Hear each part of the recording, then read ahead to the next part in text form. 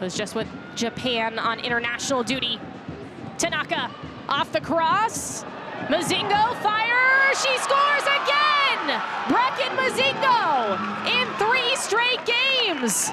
Tanaka given a lot of space to play right here. You don't want her facing up if you're racing Louisville. She takes on, finds an area that's just dangerous. It falls to Mazingo. But what's incredibly impressive about her finish is that that first touch on the slick surface pops up. She lets it drop. She hits it on contact right when it hits the ground. That's exactly technically what you want a player to do, and it's a great finish to the back post. Well, how about this for Brecken Mazingo? Back on the pitch. O'Kane stretching for it. Drives forward. Head on a swivel. Swerving is Sears to her right. Her favorite foot. Shoot! Emma Sears! My goodness! We're level.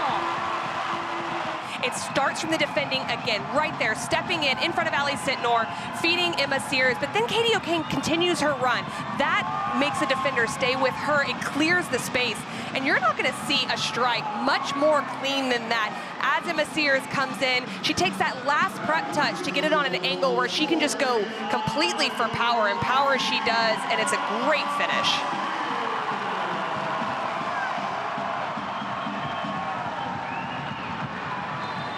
Sears, a sub with the U.S. Women's National Team against China this week.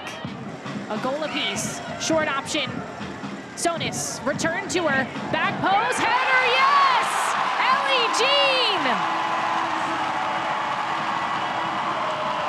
It's her first goal this year. Racing leads. This is exactly what I was talking about.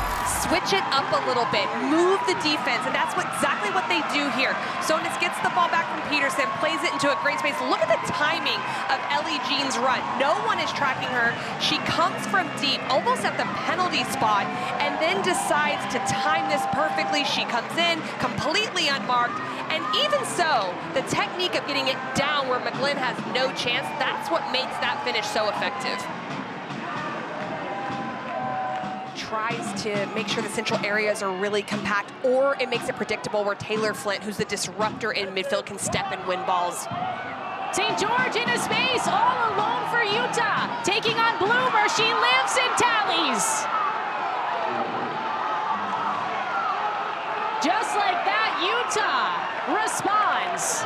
It's right there. You can see the positioning of St. George, the left arm there of Aaron Wright, I believe it is, and then played in. It looks like perfect timing to me, and that little chip finish is really nice because as Bloomer comes out, she's gonna get low, and so she throws her off a little bit just by chipping it over her outstretched arm, and this is not an easy finish from a technical execution perspective. And from a mental side as well, you know you're all alone. Keeper's out. And Wright had sprinted back to get into position, but St. George with her second goal. Flynn to Grande.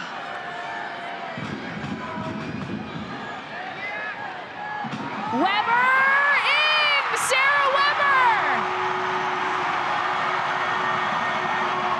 Her first NWSL goal, and Racing takes the lead.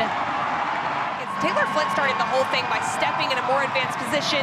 It gets them into the final third. Good decision by DeGrande to just recycle play. Sarah Weber moves off the backside of Pogarsh, does what she can just to get it back across where the ball came from.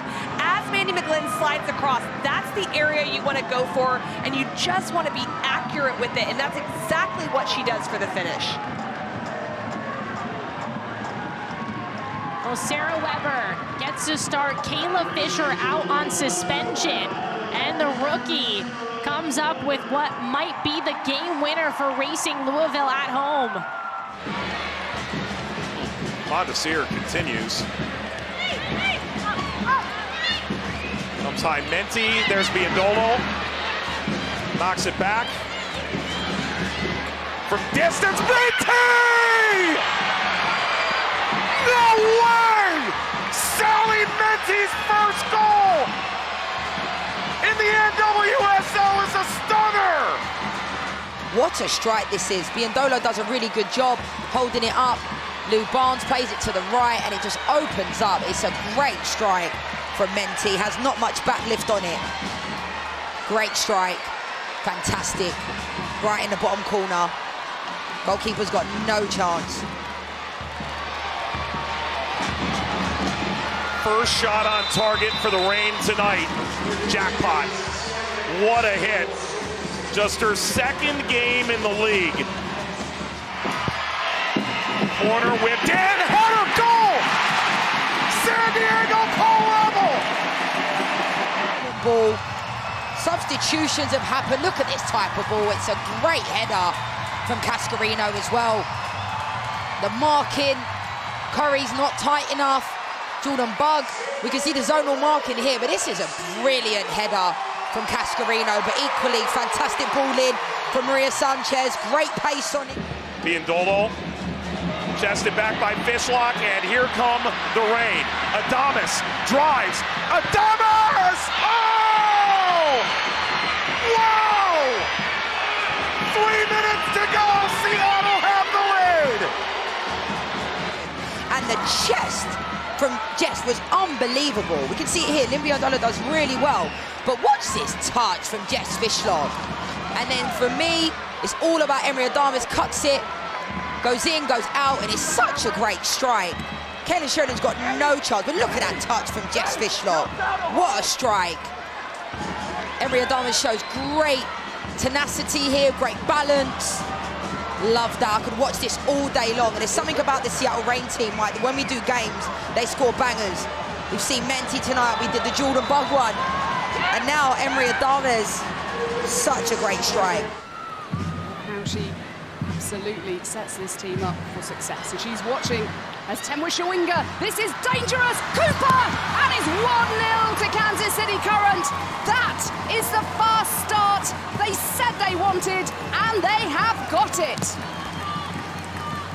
Kansas City, this is something they're known for. Sending players forward, suffocating, particularly through Shawinga. They just overpossess, and then they play right into the hands of Kansas City. And in these moments, Shawinga is going to always find the right pass.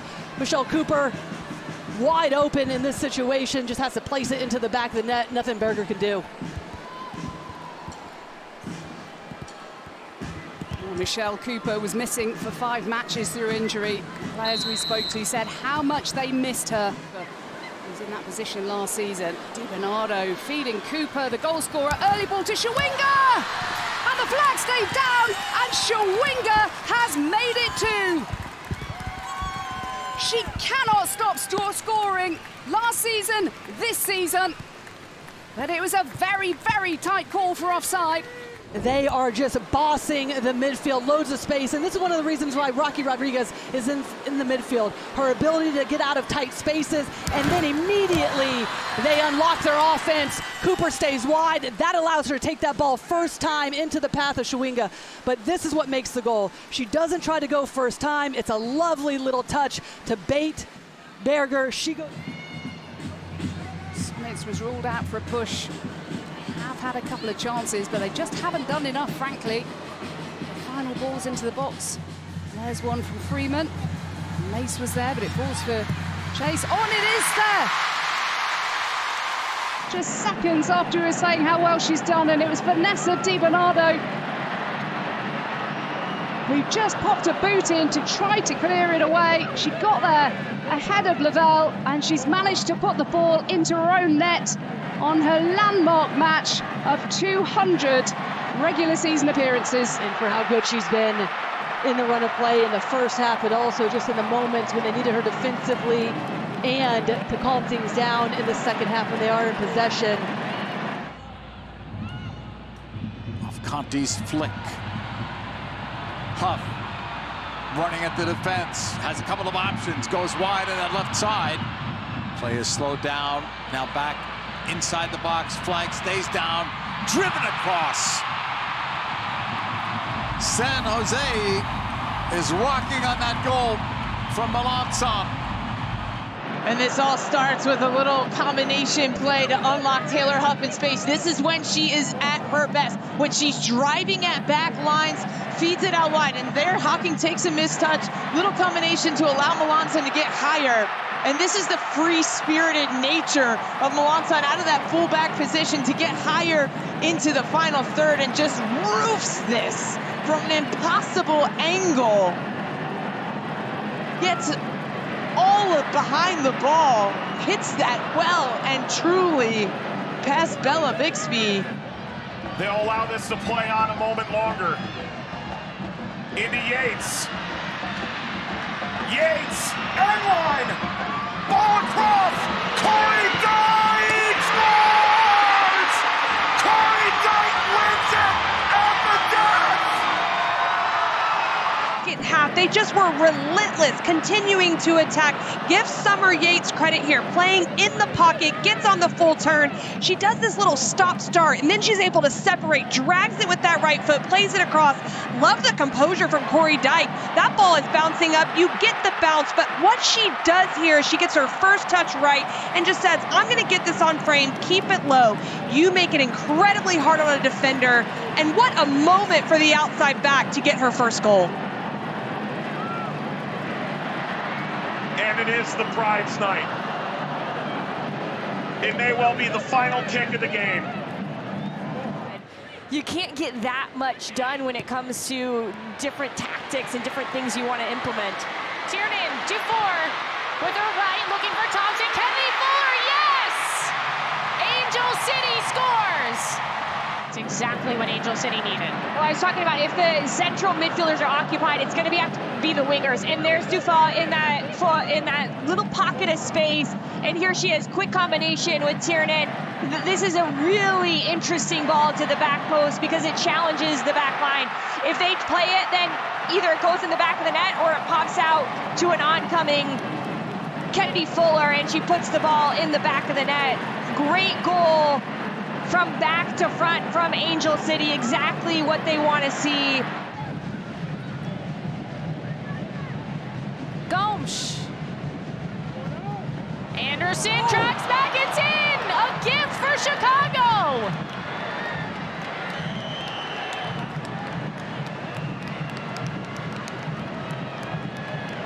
Off the deflection, an unlucky play.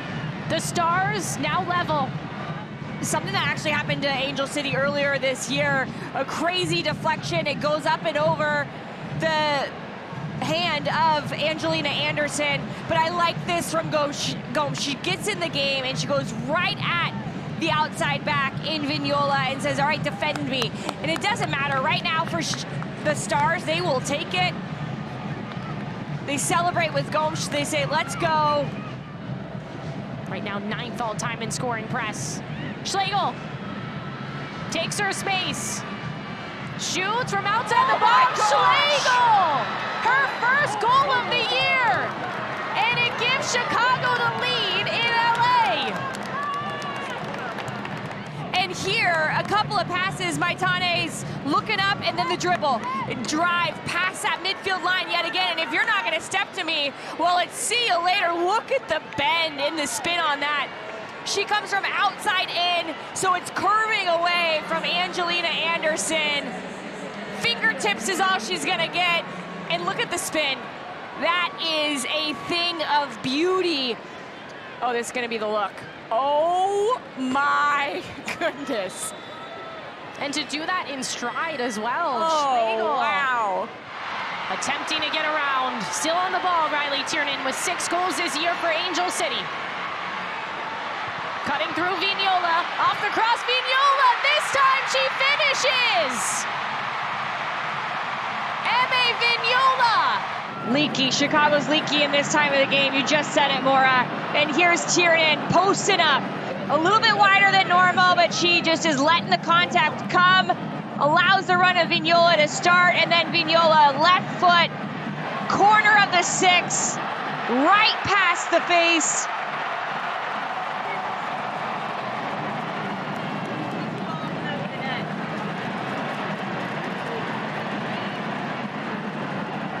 Monday chips this across. Allows Bethune to cook. Ratcliffe. 4 red shirts back in unison. Ratcliffe head up. Ratcliffe cuts it across. Brown! Courtney Brown's first of the year!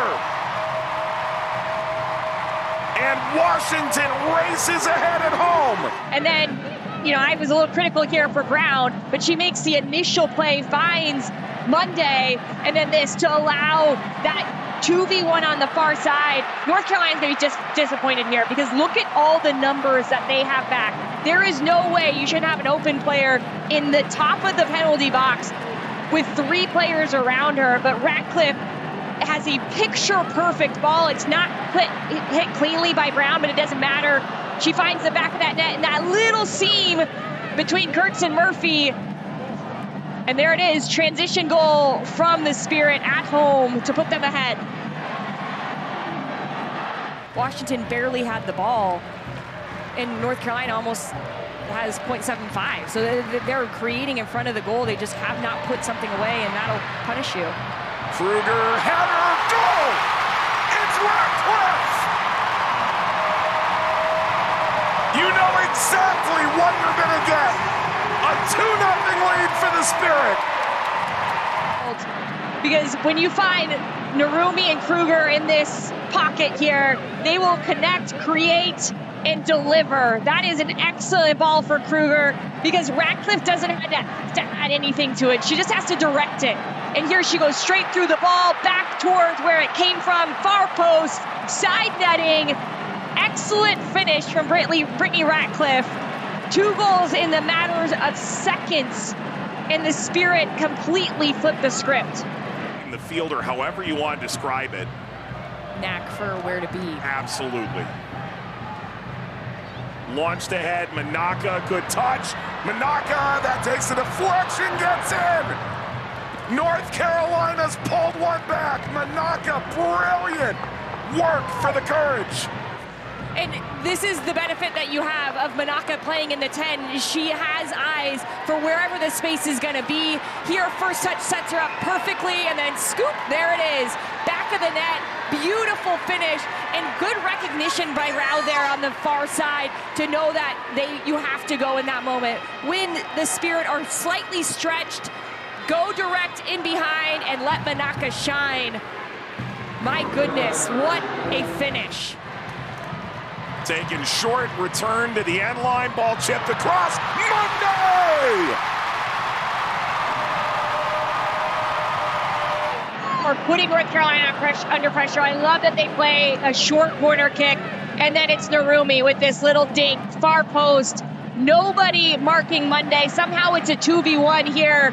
It's Stouty who goes towards Bernal, and it leaves Monday all by herself, back post. She dives for fun here, just to add style points. I love this from Gift Monday. Another goal, and the Spirit are flying.